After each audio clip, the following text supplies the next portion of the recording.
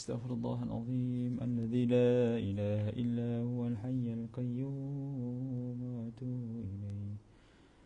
أستغفر الله العظيم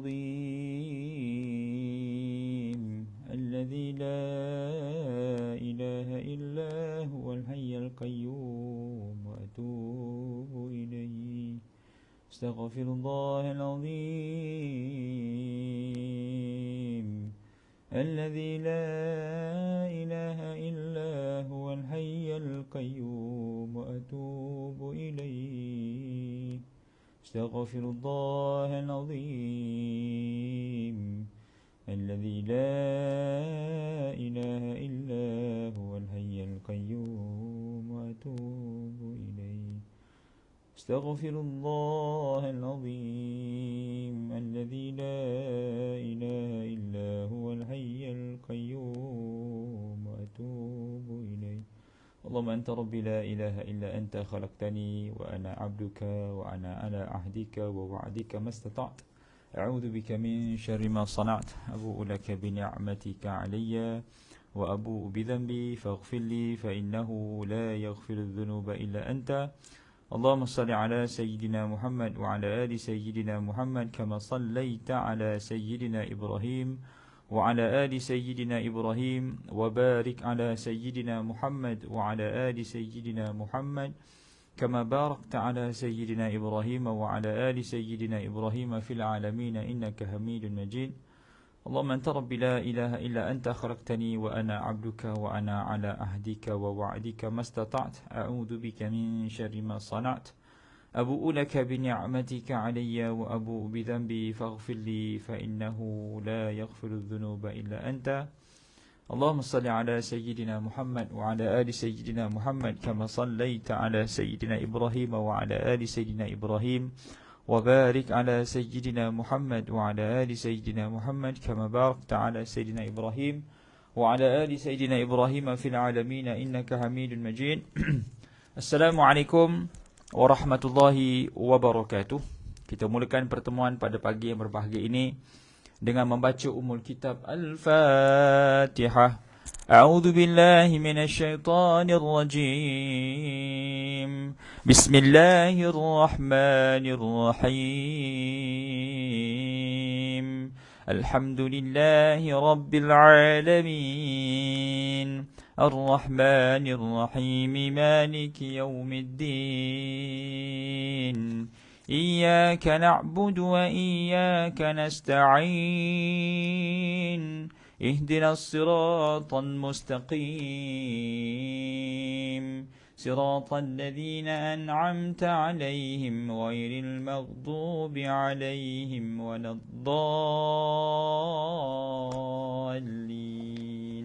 آمين. إن الحمد لله نحمده ونستعينه ونستهديه ونستغفره ونعوذ بالله من شرور أنفسنا ومن سيئات أعمالنا. من يهده الله فلا مضل له ومن يضلل فلا هادي له. أشهد أن لا إله إلا الله وحده لا شريك له وأشهد أن سيدنا محمدا عبده ورسوله. سبحانك لا علم لنا إلا ما علمتنا إنك أنت العليم الحكيم. قال رب اشرح لي صدري ويسر لي أمري واحلل عقدة من لساني يفقهوا قولي أما بعد. Tuan-tuan puan muslimin muslimat yang dirahmati Allah Subhanahu wa taala sekalian, pertama dan selamanya kita merafakkan syukur pada Allah Subhanahu wa taala kerana diberikan peluang dan ruang untuk bertemu pada pagi yang berbahagia pada hari ini. Mudah-mudahan Allah Subhanahu wa taala perpanjangkan umur kita dalam suasana ketaatan insya-Allah. Selawat dan salam ke atas Nabi kita Nabi Muhammad sallallahu alaihi wasallam. Allahumma salli ala sayyidina Muhammad wa ala alihi wa sahbihi wa baraka wasallam. Ahli keluarga baginda dan para sahabat, para tabi'in, tabi'in, dan doa berpanjangan buat seluruh kaum muslimin yang berada di Syria maupun di Palestin maupun di seluruh dunia agar diberikan kekuatan insya-Allah.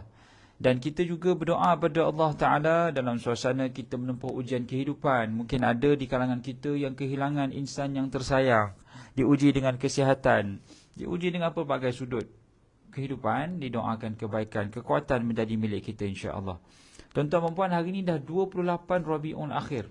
Pejam celik, kita berada di akhir bulan Rabiul Akhir. Lepas ni masuk Jamadil Awal, lepas tu masuk Jamadil Akhir, lepas tu masuk Rejab, Syaban, Ramadan. Jadi lebih kurang 2 bulan sahaja kita nak masuk bulan Rejab. Lepas tu lagi 2 bulan pula, lepas tu kita masuk bulan Ramadan. Jadi subhanallah, mari sama-sama tuan-tuan dan puan, kita perkemaskan segala ibadah-ibadah yang kita laksanakan. Dari sudut solatnya, pastikan kita telah kuasai bab khusyuk. Kata Imam Abu Laith As-Samarqand dalam kitabnya Tanbihul Ghafilin, ada 5 tips untuk khusyuk dalam solat. Yang pertama, mesti ada tafahum, mesti faham. Kalau tak faham, susah nak khusyuk. Yang kedua, mesti ada al-khawf, takut. Kalau tak takut, susah nak khusyuk. Yang ketiga, mesti ada ar-raja, iaitu mengharap. Kalau tidak ada mengharap dalam solat, maka khusyuknya kurang. Yang keempat, mesti ada al-haya'u, malu.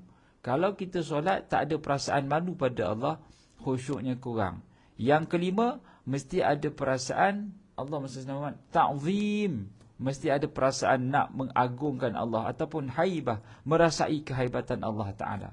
Jadi ada 5 benda yang boleh kita fokus untuk ibadah solat. Ibadah puasa pun sama.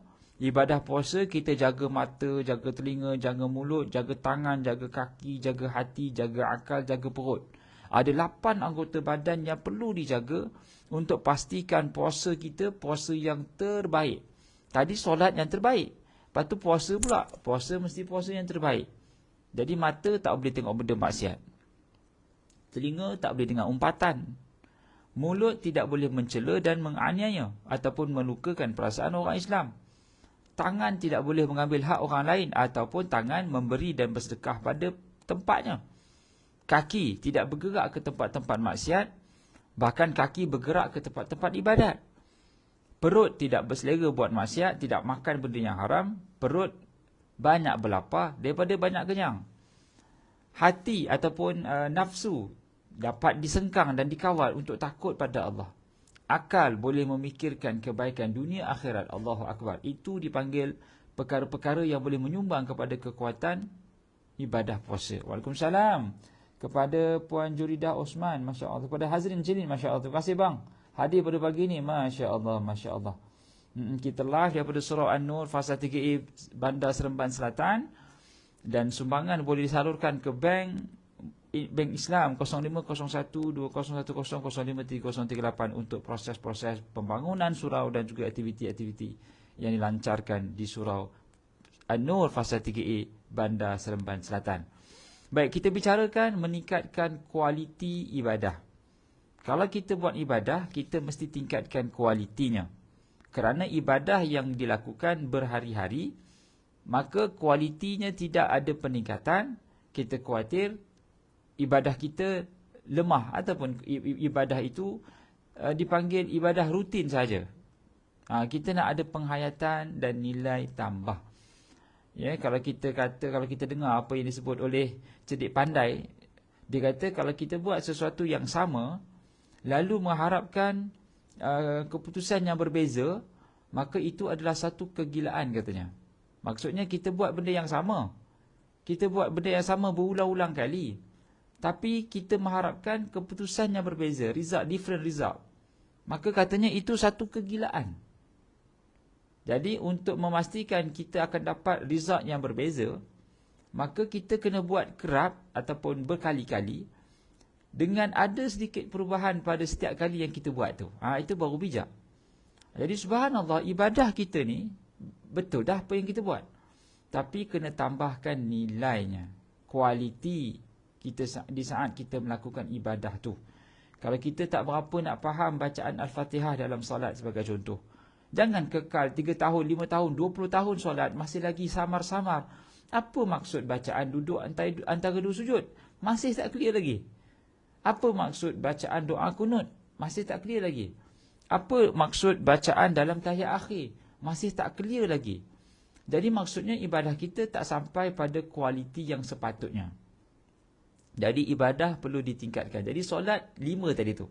Mesti ada tafahum, mesti ada al-khawf, mesti ada rojak, mesti ada haya, mesti ada haibah. Apa dia? Yang pertama mesti ada faham. Yang kedua mesti ada takut. Yang ketiga mesti ada rasa mengharap. Yang keempat mesti ada perasaan malu. Yang kelima mesti ada perasaan mengagungkan Allah, ta'zim. Baru solat itu bernilai. Puasa pun sama. Mata dijaga, telinga dijaga, mulut dijaga. Tangan dijaga, kaki dijaga, hati dijaga, perut dijaga, akal dijaga. Barulah puasa kita bernilai. Kemudian kita bergerak pada ibadah yang berikutnya, iaitu zakat. Zakat pun ada nilai tambahnya. Kita bukan hanya bayar zakat, tetapi kita bayar zakat pada nilai yang paling tinggi. Maksudnya apa? Maksudnya kalau kita bayar zakat pada duit yang berbaki, dia jadi lain berbanding kita bayar zakat di saat duit baru terima. Boleh faham Ada orang dia bayar zakat bila dah tolak habis. Contohnya dia dapat gaji 10,000. Dengan 10,000 tu, dia tolak rumah. Dia tolak duit kereta. Dia tolak duit telefon, bil elektrik, bil air. Dia tolak duit nafkah rumah. Tinggallah 1,000. 1,000. Daripada 1,000 tu, dia kalilah 2.5%. Jadi dia hanya bayar RM25. Oh, sikit sangat. Sedangkan dia dapat 10,000. Tapi dia bayar zakat RM25 berdasarkan RM1,000 yang berbaki. Berbeza dengan orang yang bayar RM10,000 kali 2.5%, dia bayar RM250. Sebab bagi dirinya dia mengatakan, macam mana saya boleh berkira dengan zakat yang Allah kurniakan dekat saya, sedangkan Allah Ta'ala bagi saya duit yang banyak dah. Allah bagi nikmat terlalu banyak. Allah bagi saya duit untuk saya beli nikmatnya. Sedangkan duit itu sendiri nikmat. Allahu Akbar. Boleh faham tak? Allah bagi duit untuk kita beli nikmat, untuk dapat nikmat. Lepas tu kita bayar duit, bayar zakat bergantung pada baki nikmat yang kita ada. Jadi tak berapa nak berkualiti. Kita bayar nikmat kita bayar zakat pada nikmat yang paling utama kita terima. Baru dalam Quran sebut, lan tanalul birra hatta tunfiqu mimma tuhibbun. Tidak dikira sebagai satu kebaikan melainkan kita bagi apa yang ada nilai sayang. RM250 berbanding RM25, mana ada nilai sayang? Nilai sayangnya mestilah pada RM250. Jadi bila kita berzakat, selalulah bayar pada harta yang kita sayang. Waalaikumsalam kepada Hanita Hamid. Waalaikumsalam warahmatullahi wabarakatuh. Terima kasih kepada Kak Jalilah Osman hadir, masya-Allah. Kak kami Sahatan daripada Singapura, masya-Allah. Hazrin Chilin daripada Taman Melawati. Baik. Jadi subhanallah, solat kita dah cover. Apakah nilai tambah pada solat kita? Khusyuk. Kemudian puasa, apakah nilai tambah pada puasa kita? Menjaga anggota luaran. Ketiga, zakat. Apakah nilai tambah pada zakat kita? Adalah pada harta yang kita sayang. Kita sedekah pada harta yang kita rasa kita sangat perlukan ataupun kita nak. Barulah nilainya kuat ataupun value-nya tinggi. Gitu. Kemudian kita bergerak pula kepada haji. Haji ni kita nak perform pada nilai yang tertinggi. Apa dia? Kita pergi masa muda. Iaitu bila kita pergi masa muda, kita boleh lakukan ibadah dengan berkualiti, dengan semangat, dengan macam-macam ibadah sunat yang boleh kita tampung kekurangan haji kalau kita ada lakukan kekurangan sikit masa musim haji. Kita pergi masa muda ni lah. Di saat kita rasa nak tambah kereta, di saat kita rasa nak beli rumah lagi, di saat kita rasa nak berseronok-seronok, nak beli emas sebagai contoh, emas. Jadi kita fikir elok juga kita tambah nilai pada kualiti ibadah haji. Jadi disimpan duit nak pergi ibadah haji, nak pergi umrah sebagai contoh. Jadi subhanallah, itu tindakan yang sangat terpuji.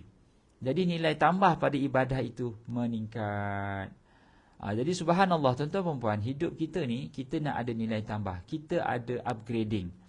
Kalau dalam pekerjaan, ni pekerjaan, kita nak upgrading tak? Kita nak upgrading.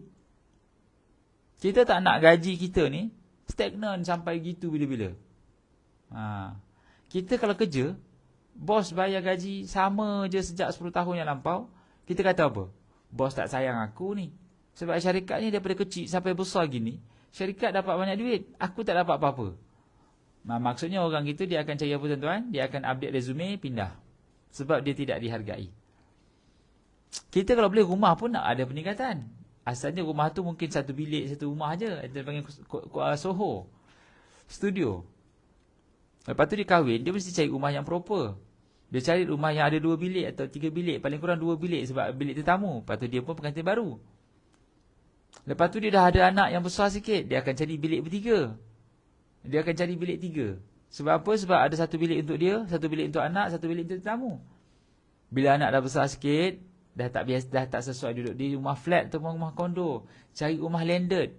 Tingkat lagi, cari rumah 2 tingkat, 4 bilik, 3 bilik air contohnya. Mungkin anak dah besar, segan nak kongsi bilik air dengan mak bapak. Nah, kemudian dah ada menantu. Lepas tu kereta pula. Kereta daripada kecil kepada besar sikit. Daripada besar sikit pada kualiti kereta yang berbeza. Jadi nilai kita selalu nak tingkatkan kualiti hidup kita. Lifestyle kita nak ada peningkatan. Tapi subhanallah, dari sudut ibadah kita tak ada peningkatan. Dari sudut bacaan Quran sebagai contoh, kalau tak ada peningkatan, maka kita tak ada improvement, maka kita tidak akan pergi ke tempat yang lebih hebat ataupun kita tidak naik anak tangga yang lebih tinggi dari sudut bacaan Quran dan hafalan Quran. Ya? Macam manakah nak tambah nilai kita dengan Quran? Quran ni dia ada 5 nilai. Quran ada 5 value. We talk about value. Cakap orang putih dah. Kita ada 5 nilai yang perlu kita fokus pada Quran. Yang pertama, dibaca. Jadi bila sebut tentang pembacaan, kita kena ada apa tuan-tuan? Kita kena faham tajwid, kena betulkan tajwidnya. Kena tahu makhraj hurufnya. Kita kena tahu macam mana kita nak lenggokkan bacaan Quran. Sebab ketiga-tiga ini menambah nilai pada bacaan Quran. Dan daripada kita baca Bismillahirrahmanirrahim. Lepas tu kita agulik sikit. Alhamdulillahi Rabbil Alamin. Kita ada lenggok sikit. Jadi itu nilai bacaan Quran dengan adanya lagu. Daripada kita baca huruf Tha dengan huruf Sin sama je. Huruf Zai dengan huruf Zal sama je. Kepada berubah. Sebab kita tahu nilainya. Alhamdulillahi Rabbil Alamin. Salah tu. Kita baca Alhamdulillahi Rabbil Alamin. Orang di belakang kalau dengar A dengan A, oi, ini tahu ni imam ni memang imam yang betul-betul faham bacaan tajwidnya. Dia tahu beza A dengan A. Sami'allahu liman hamidah. Betul. Yang salah Sami'allahu liman hamidah. Dia guna hamzah. Salah tu. Sebab dia sebut Sami Allah. Salah. Dia mesti Sami Allah. Ain yang menguatkan lafaz Allah itu. Bukan alif tu. Sebab kalau alif, dia jadi lafaz kata kerjanya Sam. Sam ni kecelakaan tau. Jangan macam-macam. Jangan salah sebut Sami Allah tu. Dia kena sebut Sami'a. Allah maha mendengar. Sami'a mendengar. Sam itu celaka. Jadi cuba bayangkan tengah semayang. Boleh cakap, betul cakap perkara itu sebab kejahilan. Awas. Jadi dengan Quran ada nilai apa? Nilai bacaan. Nilai bacaan letak pada 3. Tajwidnya, makhraj hurufnya dengan juga taranumnya. Ada taranum nahawan, ada taranum jiharkah, ada taranum hijaz, ada taranum macam-macam taranum yang kita boleh belajar. Jadi kalau kita dah faham bab tajwid, kita cari guru makhraj huruf. Dah faham bab makhraj huruf, cari guru taranum. Iaitu salam kepada Ar-Rasmil. Waalaikumsalam. Cari guru taranum, barulah ada nilai tambah pada bacaan Quran. 1. Yang kedua, nilai kepada Quran kita akan bicarakan berkenaan dengan hafalan. Kalau kita dah baca selama 40, 50, 60 tahun kita hidup, kita hanya fokus pada bacaan, sudah tibalah masanya untuk kita tambah nilai bacaan Quran kepada hafalan Quran. Hafalan Quran pula. Kita ada juzuk amma, hafal juzuk amma. Kita ada surah Baqarah, hafal Al-Baqarah. Kita ada surah Waqi'ah, Al-Kahfi, surah Yasin, surah Ar-Rahman. Hafal belaka surah tu. Apa tunggu lagi? Surah Sajadah yang kita baca subuh, Jumaat. Itu semua nilai tambah pada hafalan. Rugi, saya cakap betul ni. Rugi. 10 kali rugi. kalau dia banyak masa tapi dia tak hafal Quran. Dia membawang banyak. Sedih betul kita ni. Kadang-kadang kita masa banyak tapi bawangnya tak boleh diskaun. Sedangkan hafal Qurannya tak gerak-gerak lagi. Kalau sembahyang sunat tu, qul huwallahu ahad, Allahus samad, inna a'tana wal asri, qul ya ayyuhal kafirun, itu pun tak jumpa jalan keluar. Wala ana abidu ma abadtum wala antum abiduna ma a'bud wala ana abidu ma abadtum wala antum abiduna ma a'bud wala ana abidu ma abadtum. Dia pusing wala. Sampai jemaah di belakang gelisah. Apa imam ni wala. Kan? Sampai kan ada seorang budak baru masuk surau, dia baru naik atas. Oh, imam ni salah jalan ni. Lakum imam, lakum katanya. Lakum dinukum waliyadin. Baru jumpa lakum.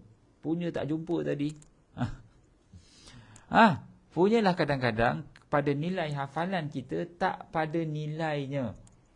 Kita baca je selama 40-50 tahun.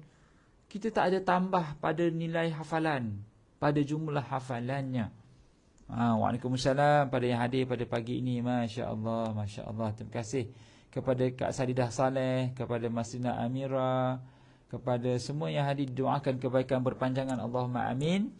Kita bicarakan berkenaan dengan macam mana kita nak tambah nilai kepada kualiti ibadah. Kalau solat, pada khusyuknya ada 5. Mesti ada perasaan, mesti faham, mesti ada rasa takut, mesti ada rasa malu, mesti ada rasa haibah, hebatnya Allah Ta'ala, mesti ada pengharapan. Puasa pula, mesti kena jaga mata, mesti jaga telinga, mesti jaga mulut, mesti jaga tangan, jaga kaki, jaga perut, jaga akal, jaga nafsu. Pada bab zakat pula, kita sedekah pada harta yang paling kita sayang. Bayar ikut gross, ikut jumlah yang kita dapat, berbanding bayar jumlah net, jumlah yang berbaki, apa yang kita ada di tangan. Kemudian kita pergi pula bab haji. Apa nilai tambah pada haji? Pergi masa tenaga tengah banyak, tengah kuat ni, supaya kita buat ibadah tu penuh dengan kekuatan dan kemampuan fizikal. Sebab haji ni ibadah yang perlukan fizikal. Kalau ada ibadah perlukan duit, iaitu zakat. Ada ibadah perlukan ketenangan, iaitu solat. Ada ibadah perlukan fizikal, namanya haji. Kemudian kita berpindah pula pada ibadah membaca Quran. Kalau kita baca Quran, maka Quran ada 3 nilainya. Pada tajwidnya, pada makhraj hurufnya, pada taranumnya. Itu nilai Quran. Kemudian kita berpindah pada nilai hafalan. Kadang-kadang kita sembahyang sunat, kita tak ada tambah hafalan pun. Dan kita tak ada, yang paling risau, kita tak ada rasa sense of urgency to memorize Quran. Cakap orang putih lagi. Kita tak ada rasa perlunya hafal Quran. Sebab Quran telah pun termaktub dan tersusun. Itu satu kerugian yang amat sangat kalau kita tak ada feeling nak hafal Quran. Kita tak ada rasa keperluan pun nak hafal Quran. Itu satu musibah. Sedangkan Quran ini perlu dihafal. Kerana Nabi SAW sendiri tidak menulis Quran, tetapi Nabi menghafal Quran. Nabi membaca Quran pada kadar hafalannya. Kita baca Quran sebab Quran dah tertulis dan kita tak kisah pun nak hafal. Rugi serugi-ruginya. Kalau kumpulan spoon tu kata rindu serindu-rindunya. Ni rugi serugi-ruginya. Ini kumpulan bukan spoon. Minta maaf lah, tadi tu kumpulan sudu katanya kan, spoon. Dia kata apa? Rindu serindu. Ni kita tukar. Rugi serugi-ruginya. Sebab apa? Rugilah. Ada banyak masa tapi tak hafal Quran. Banyak nengok bola, banyak nengok bawang, menunggu parlimen tentukan Perdana Menteri. Itu kira buang masa pun ada juga. Tak payah buang masa, tak payah bawang. Ini lagi dia membawang. Fikir macam mana nak tambah kadar hafalan Quran. Itu terbaik. 2. Yang ketiga, nilai pada Al-Quran adalah nilai pada fahamnya kita. Kalau kita tak faham, macam mana kita nak amalkan Quran? Jadi Quran ni mesti difahami. Ayat Quran, berapakah banyak ayat Quran, ayat suruhan? Apa nilai faham Quran? Pertama, pada ayat arahannya. Supaya bila kita tahu apa yang Allah arahkan, kita boleh amalkan Quran. Tapi kita jarang nak tahu. Kita hanya amal apa yang kita rasa-rasa je. Solat, puasa, zakat, haji. Itu ayat suruhan. Bagaimana pula dengan ayat larangan? Dalam Quran ada ayat larangan. Nilai kita akan meningkat pada hubungan dengan Quran bila kita tahu ayat suruhan dan ayat larangan. Boleh faham? Kalau kita tak tahu ayat larangan, macam mana kita nak elak daripada larangan Allah Ta'ala? Allah kata pada Quran, وَلَا تَأْكُلُوا الرِّبَا أَضْعَافًا مُضَاعَفًا. Jangan makan riba. Tapi berapa ramai umat Islam makan riba? Berapa ramai umat Islam yang muamalat riba, bekerja dalam institusi riba dan tak rasa bersalah langsung bila dia muamalat riba. Boleh faham? Maksudnya apa? Maksudnya dia tak faham lah. Nilai yang ketiga ni dia tak faham. Ataupun kalau dia tak faham, dia faham buat tak faham. Itu lagi masak. Ya, jadi nilai kita pada Quran letak pula pada nombor 3, iaitu kefahaman kita Quran. Dalam Quran juga ada ayat yang Allah sebut, aku sayang mereka ni. Kita kena jadi golongan yang Allah sayang. Itu nilai yang keempat. Itu nilai yang ketiga, subtopiknya. Pada pemahaman. Kita kena faham apa yang Allah suruh. Kita kena faham apa yang Allah larang. Kita kena faham apakah dia golongan yang Allah sayang. Yang keempat, ada ayat yang Allah kata, aku tak suka, aku benci. Aku tak suka orang ni. Kita kena tahu pula apa golongan yang Allah tak suka. Rupanya banyak sebenarnya benda yang kita nak kena faham dalam Quran ni. Sebab kita tak berapa nak cakna sangat pembelajaran Quran itu, kita lantaklah apa yang ada aku faham gitulah. Sedangkan dalam Quran ada ayat suruhan, ada ayat larangan, ada ayat saranan, ada ayat yang Allah kata aku sayang kamu, ada ayat yang Allah kata aku tak suka kamu buat macam ni. Ya, tapi kita tak berapa nak border pun, nak kisah pun tak yalah. Itu nombor 3. Iaitu nilai pada pemahaman kita dengan Quran. Yang keempat, nilai kita kepada mengamalkan pula Quran itu. Ya Allahu Akbar. Tadi faham je, kemudian amal pula. Kita nak kena amalkan Al-Quran dengan ahli keluarga. Kita nak amalkan Quran hubungan dengan pasangan kita. Kita nak amalkan Quran dengan hubungan dengan anak kita. Kita nak amalkan Quran dengan hubungan dengan jiran kita, dengan kawasan kita, dengan negara kita. Jadi nilai Quran terletak pada nombor 4 pula, iaitu nilai kita dengan Quran terletak nombor 4, iaitu amalan kita dengan Quran. Kita dengan anak-anak gana. Anak dengan isteri lagu mana dengan isteri ni? Cakap kecek latai pula dah. Dengan isteri ni kita nak buat lagu mana? Kalau bini kita ni jenis bini backing, tak, bini kita garang. Cakap orang Negeri Sembilannya garang kan. Kalau cakap orang Kelantannya gedebe ke backing ke, tak kisahlah mana-mana lah. Gitu. Backing boleh, gedebe boleh. Isteri ni garang, macam mana kita nak buat? Adakah kalau isteri garang kita kena jadi lagi garang daripada isteri? Tidak. Bila isteri garang, suami kena tenang. Sebab itu yang Nabi buat sallallahu alaihi wasallam. Nabi sallallahu alaihi wasallam pergi ke dapur, Nabi masak.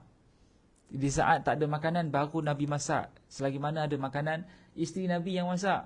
Jangan pergi tala terus abang. Nabi pun masak tau. Awak bila nak masak? Alah, awak kan ada. Kita kena agih-agih lah. Janganlah isteri memang buli suami, awak je masak, saya banyak kerja lain. Saya nak asah kuku, nak kilat kuku je. Lampau lagi tu dah. Dia suruh suaminya kerja siang malam pagi petang, kerja rumah lagi dan sebagainya. Apa pun juga kita doakanlah kita kebaikan lah. Baik, sambung. Jadi nilai Quran pada amalan kita terhadap Quran. Kalau kita tak ada amalan, ataupun amalan kita tak ada penambahan, hubungan kita dengan Quran tempang, rugi. Dan yang kelima, pada penyampaian Al-Quran pada orang lain pula, dakwah tentang Quran. Barulah kita nampak ada bernilai sikit. Kita faham, kita baca, kita hafal, kita faham. Kita amal, lalu disampaikan. Sampaikan kepada orang ramai lah. Jangan kita sampai duduk sorang-sorang je.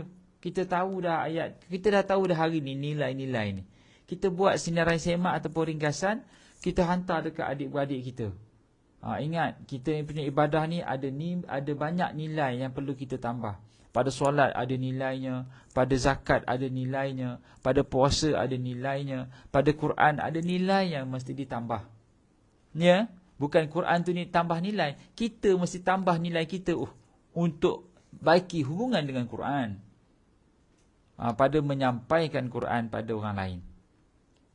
Jadi tuan-tuan perempuan, muslimin muslimat, sidang penonton yang dirahmati Allah Subhanahu wa taala. Maka akhirnya nanti kita akan pulang ke kampung namanya syurga, namanya akhirat, untuk kita persembahkan setiap amalan yang pernah kita lakukan di atas muka bumi ini. Kalau kita tidak melakukan ia dengan bersungguh-sungguh, dengan keikhlasan, maka rugilah amalan itu. Betul. Yang terakhir sekali, hati yang nak melakukan ibadah ni, dia perlukan keikhlasan. Amalan-amalan yang tidak ada keikhlasan kerana mencari keredaan Allah, maka amalan-amalan itu haba'an manthura, debu-debu yang berterbangan di padang mahsyar. Jadi jangan kita biarkan amalan kita itu jadi debu-debu yang berterbangan. Kita kunci dia dengan ikhlas. Kalau zaman sekarang ni kita kunci kita punya harta dengan emas. Di padang mahsyar, di dalam dunia kita ni, kita bukan nak kunci duit kita dengan emas. Di akhirat kita kunci amalan kita dengan ikhlas. Jadi tuan-tuan puan, mewakili barisan AJK Surau An-Nur Fasa 3A Seremban Selatan, mengalu-alukan kedatangan tuan-tuan perempuan ke Facebook Surau An-Nur, dan sumbangan boleh disalurkan ke 050120103038 Bank Islam. Dan insya-Allah kita laksanakan kuliah subuh ni setiap hari Rabu berkenaan dengan kitab Wasiat Imam Ghazali. Mudah-mudahan apa yang disampaikan pada pagi ini dapat sama-sama kita ambil pengiktibaran dan jadikan sandaran dalam kehidupan. Apa yang baik itu daripada Allah Ta'ala, yang kurang itu kelemahan diri saya. Mohon maaf di atas kekurangan. Terima kasih di atas perhatian tuan-tuan perempuan. Aqulu madza tasma'un, aqulu qawli hadza wa astaghfirullahal azim li wa lakum wa li jami'il muslimin wal muslimat fastaghfiruh, wa billahi taufiq wal hidayah. Wassalamualaikum warahmatullahi wabarakatuh. Oh, kata Kak Ahlijah Manan, saya tengah meniaga kuih sambil tu dengar kuliah Ustaz. Semoga dipermudahkan. Amin. Terima kasih Kak Ahlijah. Semoga mudah perniagaan pada pagi ni. Kak Ahlijah, tolonglah bagi tahu dekat mana kedai jual kuih tu, boleh kami singgah. Ya betul Kak Judah Osman, kunci amalan dengan ikhlas. Ya betul. Kita kunci duit dengan beli emas kan. Wa iyyakum wa iyyaki ya Kak kami Sahatan daripada Singapura, masya-Allah. Hanita Ahmed. Baik, sama-sama kita jumpa lagi pada minggu depan. Assalamualaikum warahmatullahi wabarakatuh.